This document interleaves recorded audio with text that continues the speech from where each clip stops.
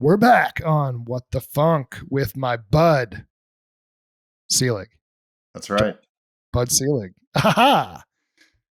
I don't know if people know who Bud Selig is. We do. He's the guy that let steroids run rampant. He got to go to the Hall of Fame, but a bunch of baseball players didn't.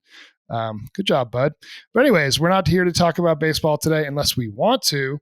But Jon Selig, not totally an oil and gas guy. You've been tangential to it. You've been around it. You're a comedian. You've got a very unique approach. And I've actually been really excited to have you on. Ben Cirksena introduced us. He said, "Hey, you guys are both Jewish, so you'll probably be friends." Tough, man. But no, Jon, as I told you, we like to get to know the people, the personalities. I think this is going to be a fun one. I think we'll laugh a little bit. So, a question I always ask my listeners is, who are you? Who's Jon Selig? Sure. Well, I'm going to kill two birds with one stone right out of the gate. So I'm not as much of a comedian as I am a former sales guy, enterprise technology sales guy who uses the process of stand-up comedy, which I performed for 11 years, to help sellers better understand their audience and why their audience should care about them. So I kind of do sales enablement, memorable messaging through the process of crafting jokes. And ironically, that isn't one. That's real. So that's the first thing of who I am. The other who I am is I'm based in Montreal, and I bear no relation to Bud Selig. And I'm really glad for that because he also murdered the Montreal Expos. Right. The last team I ever cared about in Major League Baseball, or any baseball for that matter. So you touched a sore spot as a way to really launch this conversation. So we're off to a bit of a shaky start, Jeremy, but I thank you for having me. You're welcome. So we talked about this the first phone call that we had. You're from Montreal. I'm from New Hampshire, which is only about, my house was like 3 hours from Montreal growing up. So, depending on how long they wanted to shake you down at the border going into Canada, it would be maybe 4 hours. But we always used to say, right, the drinking age in the US is 21. The drinking age in Montreal is if you can see over the bar. So when somebody turned 18, senior year of high school, whatever, freshman year of college, we would just go up to Montreal. So I have some really formative memories. Well, I don't know if I really remember everything, but on St. Catherine Street, going to some Expos games. And there were even a couple of Red Sox Expos games that I went to up there, which were pretty fun. It's definitely not like the glitz and the glamour or whatever of Fenway Park. It was kind of a dump. You got dip spit stains all over the field. You got this gross carpet. But this was when Vladimir Guerrero was there, and he hit the furthest home run that I've ever seen live off of Tim Wakefield. Rest in peace, Tim Wakefield. But he must have hit that ball 500 feet. It was crazy to see. They had some good players. Yeah, that last part checks out. He was the best Expo I ever saw. Yeah. And I grew up in an era with like Carter, Dawson. Reigns is kind of my favorite player from my childhood, but Guerrero was like, wow, he was incredible. But your assessment of the Olympic Stadium is correct. It is just such a flaming garbage dump of a place that we're about to pour $1 billion into to fix a roof so that we can have like 2 monster truck rallies there. I didn't even know that it still existed. It shouldn't, but it does. And that's another sore spot. So we'll move on from that one. I wish they got a team. I don't want to move off of this one yet. I wish they got a team up there. Montreal itself is a beautiful city. The food is awesome. The women are beautiful, right? It's very cultural. It feels like you're in Europe. And then the baseball stadium was not representative of the city at all back then. And you've got the water. I could just picture just an unbelievably beautiful modern baseball stadium in Montreal, kind of sitting on the river. So I don't know. Maybe it'll come back at some point. We'll see. Well, first of all, you made a grave error. It's not a baseball stadium. It's a stadium that they built for the Olympics. And there has been a push to bring back a team, to get there's definitely interested parties locally who want to bring a team back to Montreal. They want to build a stadium right downtown because where the Olympic Stadium is, it's kind of in the East End in a weird neighborhood. It's not that neighborhood's evolved. It's a better neighborhood than it used to be, but it's in a strange place and it's not accessible for after work games. So look, I don't really care about baseball these days, but I wouldn't mind if a team came back at all. I think it'd be great for the city. And you also left out how handsome the men are here. Oh, sorry. Yeah, totally slipped my mind on that one. But present company included, right? And just final note on baseball. If you look behind me, that's Pedro Martinez, my favorite baseball player of all Yep. time, Understood. also a former Montreal Expo. I know. So Way to keep breaking my heart. Yeah. I'm sorry. Sorry. Thank you for Pedro. So, Jon, tell me a little bit about your upbringing. Jewish guy, right? But you grew up in Montreal. Did you go to school up there? You got into sales. Tell me a little bit about kind of growing up and all the way through college. I'm going to avoid all the theology talk. That's fine. I don't know if my faith really is important here. Grew up in Montreal. Spent my 20s in Toronto, which is a Oh, rite of passage for English Montrealers. We moved somewhere else. We leave Montreal, but I came back in the mid 2000s to join up. I was selling for Oracle, selling ERP, and I joined up with an Oracle partner consulting practice here in Montreal. That was a boutique, and I thought they were doing some good stuff with all my clients that I was selling to. They were doing a lot of services work. They were cleaning up a lot of messes, and I just thought it'd be cool to work for the customers versus yeah. for a large technology company just trying to push up their share price. Um, Not always concerned with what customers' needs are. And I joined this. I joined this firm, and it was spent 6.5 years there, and I've never left Ah, Montreal. I okay. should say I'm still. I left them. Since we don't have a ton, well, actually, I do have a good amount of Canadians that come on this podcast because with oil and gas, naturally, Calgary is sort of like a sister city to Denver. That's sort of like the oil and gas capital of Canada. So I've had a good amount of Canadians, but mostly Western Canadians. So I want to know a little bit about some of the differences between Toronto and Montreal. See, here in the US, we just have a completely narrow lens of things. That's just sort of our hat, right? So I'm curious a little bit. Talk to me about some of the differences. To me, Toronto feels like a Chicago or New York or something like that. Montreal feels like they think that they're Paris or something. So talk to me a little bit about some of the differences between those Canadian cities, Montreal and Toronto. Well, look, I don't think Montreal thinks it's Paris. I think it thinks it's different than the rest of North America, which it is because Quebec is primarily a French-speaking province. There are Right. English people here, myself included. There's a sizable group of English people who live here, have been here forever, who come here. But as a result, our attitudes are different. Toronto, I also like to say that Toronto isn't a lot of like Quebecers, French Quebecers will say that, oh, Toronto's like the States. I'm Right. like, no, it's just Canada. It's just an English place, but I've lived in Toronto. It doesn't feel like the US at all. Right. But Chicago is a good parallel. I wouldn't say New York is the parallel. There's parts of Denver actually that feel like Toronto. Actually, Really? yeah. I don't know the neighborhood, but I was walking around. I'm like, the architecture is pretty similar. Yeah, it's not on a lake or anything, but Mm. it just got there's a similar vibe there. I found. So the differences between Montreal and Toronto. I mean, other than the language, they work a little harder than we do. They're known. No, it's true. That's not a joke. I mean, that's where Bay Street is. That's where our Wall Street is. So there's Yeah. definitely that. It's a bit more of a workaholic culture. There's a bit more sprawl. It's definitely more congested. But Montreal has grown in unique ways the last few years, and I still think we're the cultural capital of Canada, even though some will say it's Toronto. Look, they're both great cities. I like living in Toronto. I like living in Montreal, and they both have their ups and their downs. And if you can handle a second language, then Montreal's a good spot for you. Which city's colder?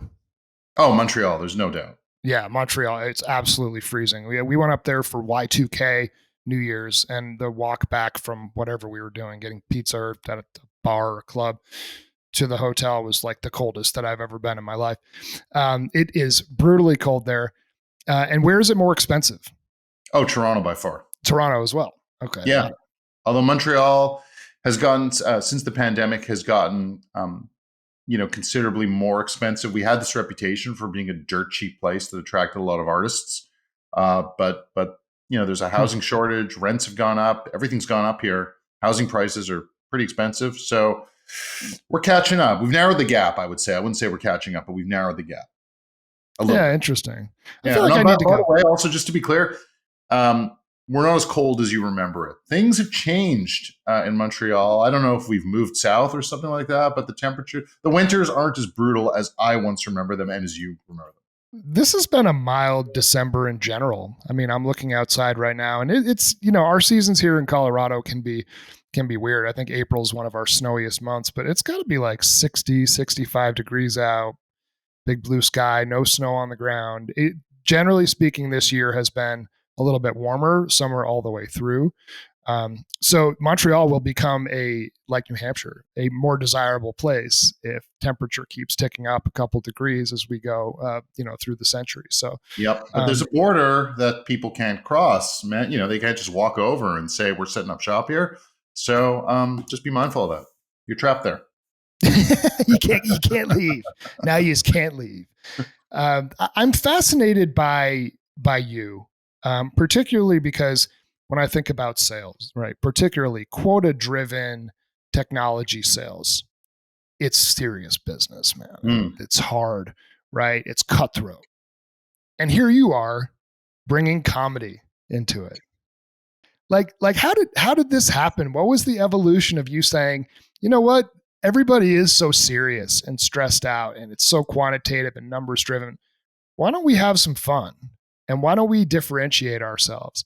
And why don't we bring humor and true comedy into the sales and marketing process? Like, where did this idea come from and how do you do it? Yeah. So when I started doing comedy as a kind of a hobby to escape, my tech sales career, people said to me, John, it's so great that you're pursuing your passion. And I said, to be clear, my passion isn't comedy. It's never having a job again.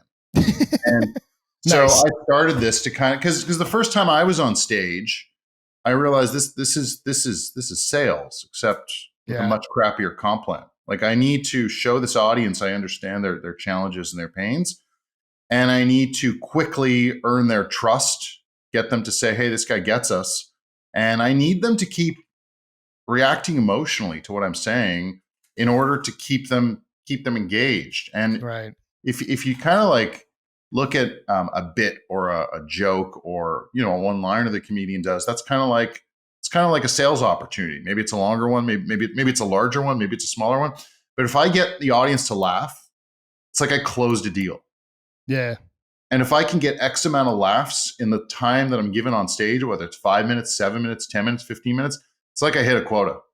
And so you need to keep working on your opportunities and keep refining them, and so that you can keep hitting quota over and over, if that makes sense. So there's so many parallels between sales and stand up, and I Hmm. always thought that it would be really cool because I worked at Oracle. There was all kinds of SAP humor that would go around. I'm Yeah. sure some folks in the oil and gas industry have heard of those guys. Yeah. Um, Yeah. Bigger companies at least. no, I actually think that like if memory serves, and it's been a while, I kind of think SAP has a greater foothold into that space than Oracle does. But that's a whole nerdy, different discussion for another time. Maybe I'm wrong on that. I don't know. No, But you're right. You're right. yeah, okay. And so I remember like I was on a call with one of my pre-sales engineers, and we were doing a demo for a prospect or a client actually, on global financial consolidation software. And I, as the sales guy, my job is just kind of tee off the demo, say, hey, you told us you were looking to solve problems A, B, and C. We're going to show you a demo. And if we can show you that we can address these three pain points, really, like, is there any reason why you wouldn't buy from us?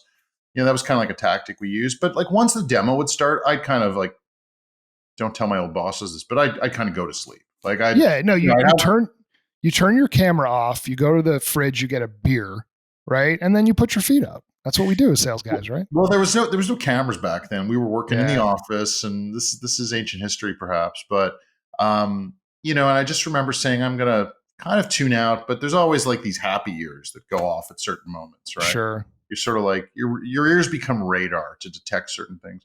And I had a really dry sales engineer, and he had an accent, like a thick accent, and he was really boring. It's global financial consolidation. It's a boring topic, no matter Right. who's delivering it. And at one point, he told this joke that was about the challenges of global financial consolidation. Um, and the customers laughed, like they were existing Oracle customers. They found it funny, and I'm like, oh, he made that up on the spot. That was really clever. A month later, we're doing another demo for the same software. He told that joke again, and he got the same reaction. I said, Wow. "Oh wait, he does this on every call." Do you remember And the joke? no, God no. And he's getting the same reaction. He's using it at times to earn attention, to demonstrate credibility, to be likable, to show them he really understands their challenge, and they're waking up because it sort of resets their attention span and does all those other things I said. And so I said, wouldn't it be cool now that I know how to write jokes and how comedy works a little bit to help more sales teams and more marketing teams craft Mm. humor that shows prospects I really understand this challenge and how it impacts you and maybe those around you. And that's what I set out to do, and that's what I do today. And is it content that's created for like outbound emails, phone scripts, things to happen within demos? Like where is this most applied? Recording videos and sending those to people over Vidyard, things like that. Like where does this come into the process? Well, that's the beauty of it. All of the above. Okay. So I've counted 15 to 20 touch points and channels where if you take a short, quick one liner, we'll call them, ice breaking bit of humor, that it can be adapted and repurposed for 15 to 20 different channels and touch points. So cold email, absolutely, it's the hook. Right. Um, there's 7 cold outreach channels in all. The only one I would say that's some of the jokes you can't use are right on a cold call, but I've kind of Yeah. crafted I've created a type of joke called the cold opener, where I call Okay. you up and I say, "Hey, Jeremy, this is Jon Selig, and this call is colder than blank." Right. And the blank is meant because cold is this great word that can be used in many idioms that reflect human emotions. So if you're angry at me, you're going to give me a cold stare. Yep. If you're nervous about something, you're going to get, or trepidatious, I guess is the word, you'll get cold feet. If you're scared, flat out scared, you break into a cold sweat. And there's like 5 others like that, or maybe even more. Yeah. And so, what makes your target persona break out into a cold sweat, specifically around challenges that you can solve? So if anyone's listening, it's like, what problems do you solve? How does it make your prospect? Why are they scared of the problem? And all of a sudden, you can work out a cold opener that says, "Hey, this email, this call, this voicemail is colder than blank." Mm. That's a good hook. Well, that's it, right? It's you're highlighting your relevance. You're standing out. You're saying something different. Is it going to get you a million laughs? I'm not telling you it is, but you're going to be different than everyone else reaching out to them. And you're showing them that you understand their challenge, and the goal is to segue into a conversation about that challenge.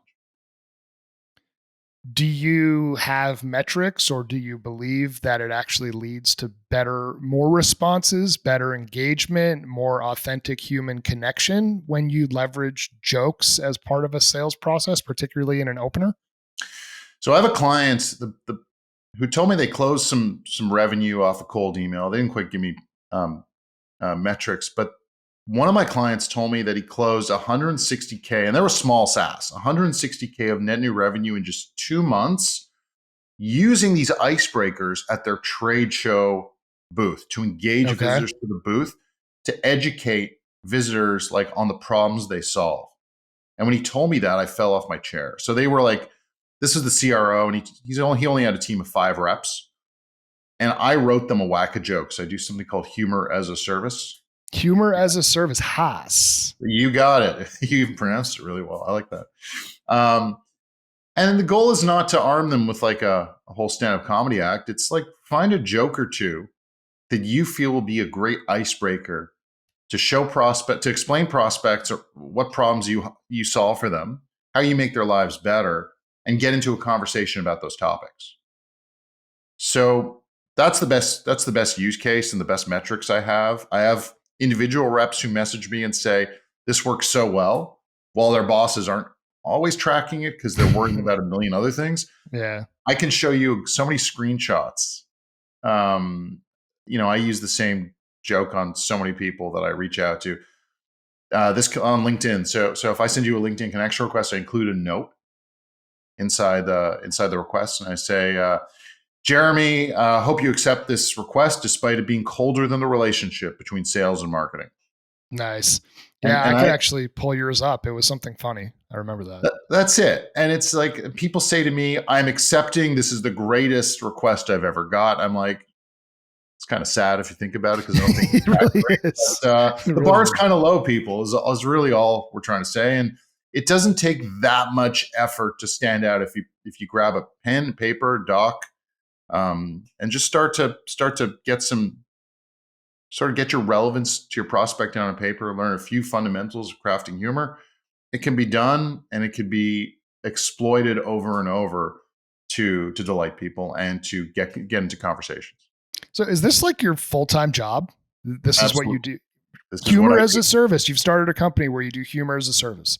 Well, Humor as a Service is a product offering within comedy writing for revenue teams. Okay. That's the company. That do you have any competition? I mean, I don't know. I'm sure there's some copywriters. Uh, Yeah. I think the difference between me and some people who may compete with me is that they're usually a little younger. And I've worked Yeah. in, look, I sold ERP, I sold um, data warehousing solutions and reporting tools. I've been a consultant, so I've seen like operational issues. I've worked for some folks who invest in companies. So like I understand operational issues, and I could go into the reads a little bit more and business process challenges. And sometimes if you have 4 years experience of selling, like a $20 a month SaaS tool, and you go into the sales coaching game, you might be lacking some expertise and some insights. Yeah. That's a fair Um, statement. yeah, so I kind of think I bring some real world insights and some creative um, juice to the game. I love it. I kind of want your job now. If I'm being completely honest. But no, I mean, there, of course, just being in sales, you have a platform to leverage humor. So I do think the fact that you have that background, right, of being in sales, and then the stand up comedy experience, um, really has kind of naturally led you down this divergence of both of those into a company. So congratulations on following what you want to do, and hopefully smiling a little bit more every day because this is what you want to do.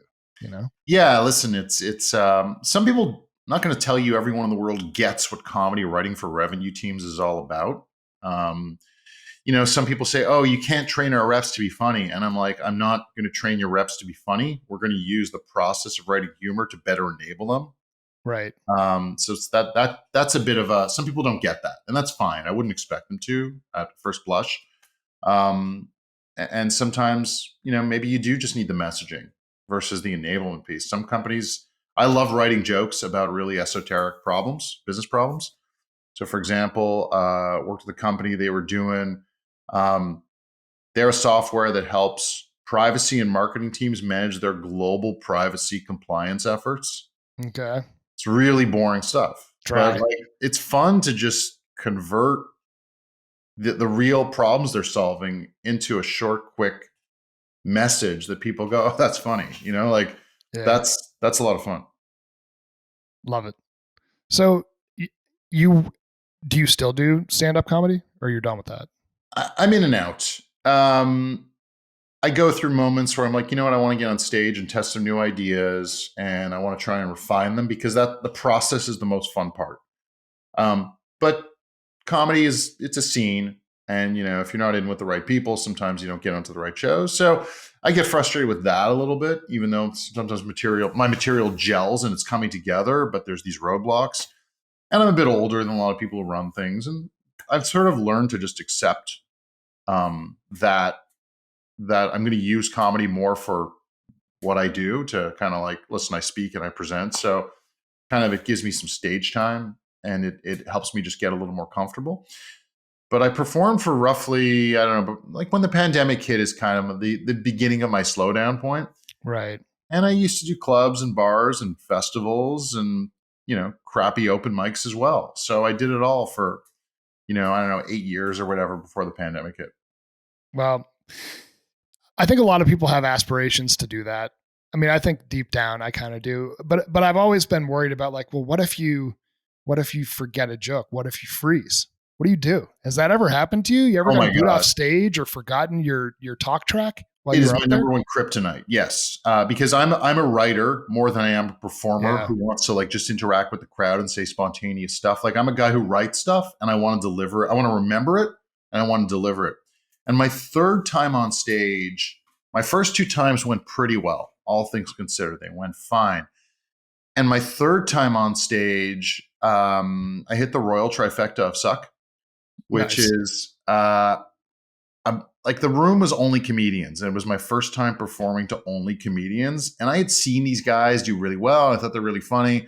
And I got on stage and I looked out there, and everyone was just sitting with their arms Yeah. folded, like, "Who's this guy? Like, who the frig is this guy?" And so, and they're younger than me, and I'm feeling judged, and because I started at a bit of an older age, and I did my first joke, and it had gotten laughs the first two shows, and it didn't get the laugh. Yeah. And they're judging me, and I blank so hard. Like I just forget it all. Or I think it was like early on or somewhere in the middle. And I didn't want to like walk off stage. I had watched somebody before I had actually gone on stage blank and just they ended up walking off stage. I said, I don't want to be that person. So I had all my notes on my phone, but I had to find them. I was super nervous and it took me 10 minutes, but I got through a 5-minute set. But Yeah. I also got heckled by a comedian in that set. So I forgot my stuff. I bombed. I got heckled by a comedian who was on some Nice. sort of psychedelic drugs. It happens to happens to everybody, right? And then I blanked and I bombed some more. So to answer your question, to this day, that is the most like that's the thing that's given me the most PTSD in comedy is like forgetting your stuff, and that has been the hardest obstacle for me to overcome because I know that when I'm presenting, I'm not always when I'm performing, I'm not always in the moment. I'm sort Right. of like I know that people sometimes can see that I'm working hard to process like what's in my head and how do I pull it out and present to them as I wrote it on paper. It's not always the healthiest way to do stand up, but I've over the years I've learned to let go of the script here and there, but that's always been my biggest challenge. Yeah. And then you can't dwell on it in the moment. It's almost like you're like being a guest on Jeopardy or something like that. And there was a question that you knew the answer to, but you got it wrong. And you got to move on quick, right? Instead of just thinking about that one answer, because then before you know it, there's 2, 3 more questions and you didn't even click your buzzer, right? So you got to be on your toes. And totally, I value and understand that. Want to do a little bit of rapid fire questions for you because I want to get in your head a little bit more, put you on the spot. That sounds creepy, but all right. Fine. Uh, what is your favorite comedy movie of all time? Oh man, it's probably there's three, and they're all different. So can you humor me? No pun intended, and just allow me to go through all three. Of course. And then I got to tell you mine too. Sure. So Dumb and Dumber is That's a like good one. it's so funny. I don't know if it holds up. I haven't watched in a while, but it just for a while it held that place. But something in the last few years has come along and probably pushed it out because it's a little bit more modern, and that's super bad. That's my favorite. Yeah, super bad is Super bad. it's so on the nose, and I don't know how those guys did it. It's just so good. It's so fucking funny. It is Yes, so funny. And the rewatchability of it and the fact that you keep laughing when you watch it for the 17th time is just unbelievable. It's there's some so good. stuff in there that's so real to my experience growing up. I was kind of like all three of those kids in one. Different points in my life, and I That's just funny. and I remember. I don't know if you remember the scene where Seth is on the soccer field with Evan, Yeah, of and course. he's telling him something, and the gym teacher's yelling at Seth to get out of here. You're not in this class, and he kicks the ball into the stands, and the teacher says, "You're getting that." And he goes, "No, I'm not." Like that was just. I had like 17 guys in my high school grade who would do exactly that and say exactly that. No, I'm not. Like kind Yeah, of the bully type, but also a yeah, funny guy. yeah. Yeah. And the third one, it's not a conventional comedy, but I think it's so brilliant, and like it doesn't really compete with these other two. Is The Big Lebowski? It just makes me laugh so hard. It's weird. I feel like the first time that I saw that, I was expecting it to be the funniest movie ever. And I was more just like trying to follow it and thinking that it was trippy. right? But then as you watch it more and more, the humor starts to really, really play. And of course, "Shut the fuck up, Donnie" is a line that I've used time and time again. So I love it. I love it. And nobody rolls on Shabbos either. I don't. Correct. I So mean, there's so much funny stuff in there, whether you get it or not the first time around. The more you watch it, like you said, the subtleties come out. The humor isn't always in the lines; it's in the characters and the quirks. And I just think it's such a brilliant movie, and makes me laugh pretty hard as well. right, and even the darkness, right? Like in the serious scene when they're putting, dropping Donnie's ashes over the Pacific, and then the wind blows back in their face and blows the ashes on them. I mean, just that, like all that stuff is just so epic. So I love it. Who is your favorite stand-up comedian? Oh, it's a question I hate because I really don't have one. I'm not that big a stand up comedy nerd. I'm not someone who like has watched that there's a whole history of stand up that I've never paid attention to. It changes. It just comes down to who did I see most recently and who made me laugh recently. Look, I put comedians into two categories. There's offensive, edgy ones, Yeah, which I'm sure people listening to this prefer. I don't know why I'm thinking that, but I just going to say that because more people do like the edgy stuff. But there's also the clean ones, and I look. It's harder to be clean. It's harder to be funny and clean, and I have so much more respect for those guys. And the guy on the clean side, who I really love lately, I'm not saying he's my favorite comedian ever, is Nate Bargatze. I don't know who Um, that is. he's inexplicably funny. He's from Tennessee, and he's got a really low key drawl, like not a drawl, but like just low key delivery. And there's just something inexplicably you can't. He's inimitable is the word. Like he's like no Yeah, one could do what this guy does. I can't explain why he's so funny. Um, and then on the kind of more offensive side, lately it's guys like Sam Morrill and Mark Normand I love a lot. Ronnie Cheng is really funny. I mean, I love Bill Burr, but yeah, he's been around a while, so there's always like the newness factor of a comedian you see and you're like, oh man, that made me laugh, and that's who I'm into now. But there's a guy I'm going to put out there. His name is Sean Keane, okay, and he's no longer with us. He's from Montreal, and when I was 16, used to go see him at the Comedy Works here in Montreal, and he had a whole persona which 16-year-old kids hadn't seen. He'd come out with like a trench coat, slick back hair, and sunglasses, and he just had he just did gruff, offensive, kind of like dark one-liners. Like that was his yeah. whole act. And so I recommend people kind of check that out. It might be a little dated, but they're still pretty funny. Yeah, I mean that's you listed some that I know, some that I don't know, but I agree. One of the more fun nights of my professional career actually was in Los Angeles, where we went to the Comedy Store, and it was just a series of comedians presenting. I think they each had 10 minutes, and it was a lot of relatively famous comedians that were going there. It's where I got exposed to Chris D'Elia, and I think Dave Chappelle even came on, Joe Rogan for 10 minutes, just one after the next. So you could see like, what's your flavor, what's your style. It must have gone on for like 5 hours. I mean, at that point, I left. My face hurt. You know what Yeah. I mean? From smiling and laughing. Some engaged with the audience, some didn't. I remember at one point, I forget who it was, but somebody came out and he's just sort of like standing there and kind of checking his hat and laying stuff. And he's like, "What?"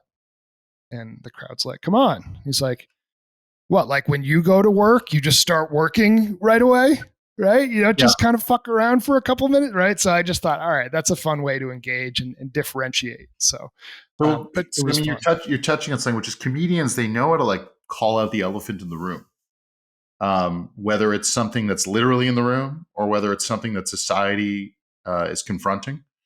So it's about speaking about truth, things that are painful, and I mean, there's no reason why we can't do this in sales and marketing. Yeah, yeah. No, I love it. I love it. Um, so you've mentioned to me as well in discussions about actually like not being a booth babe, but being like a booth comedian, right? Like you Yes. literally stand at booths at conferences and tell jokes and try to get people to come and see and do demos.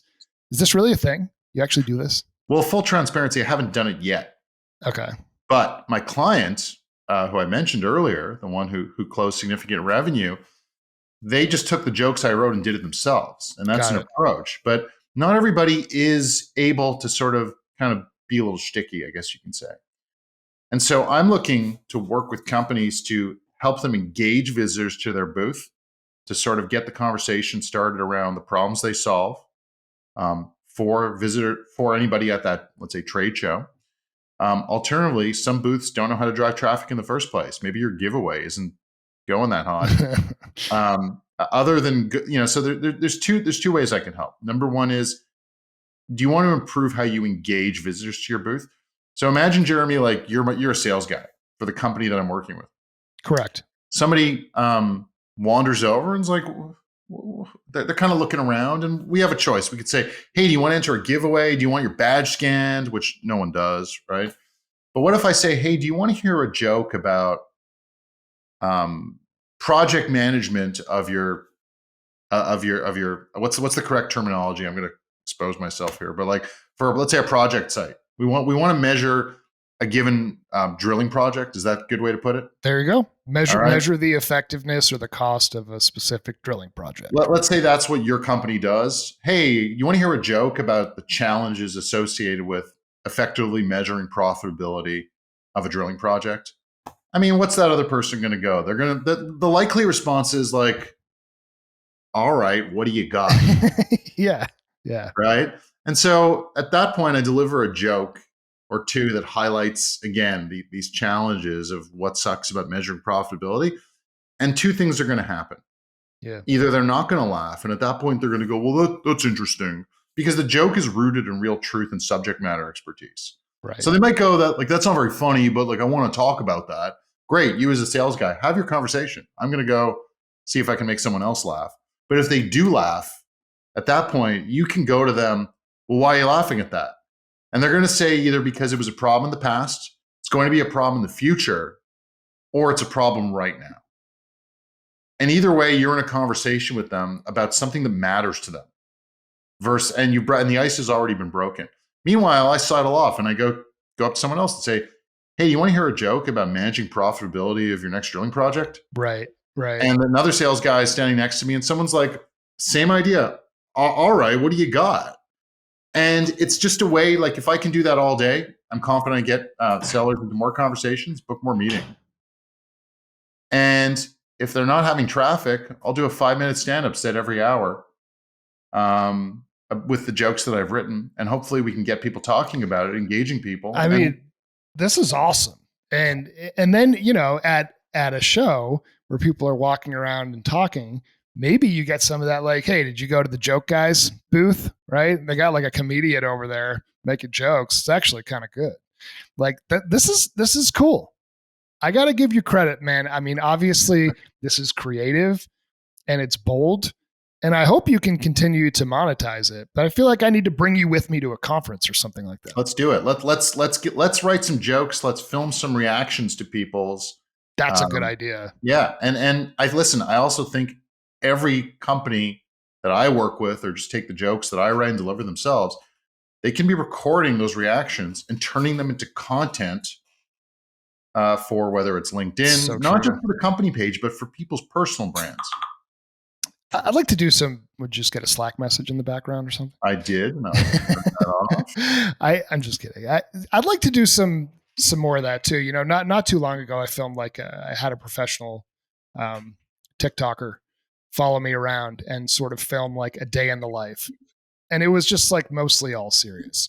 So now I want to incorporate some of the lighter side. And I think what you're talking about is exactly doing that. So I love it. Well, Jon, I had a blast on this podcast. Thank you so much for coming on. Where can people find you? Where can they reach out to you? How can they engage you in your services and all that fun stuff? Yeah, I would say best spots are my website, jonselig.com. So jonselig.com. There's no H in Jon. And find me on LinkedIn. Those are the two best spots to get a hold of me.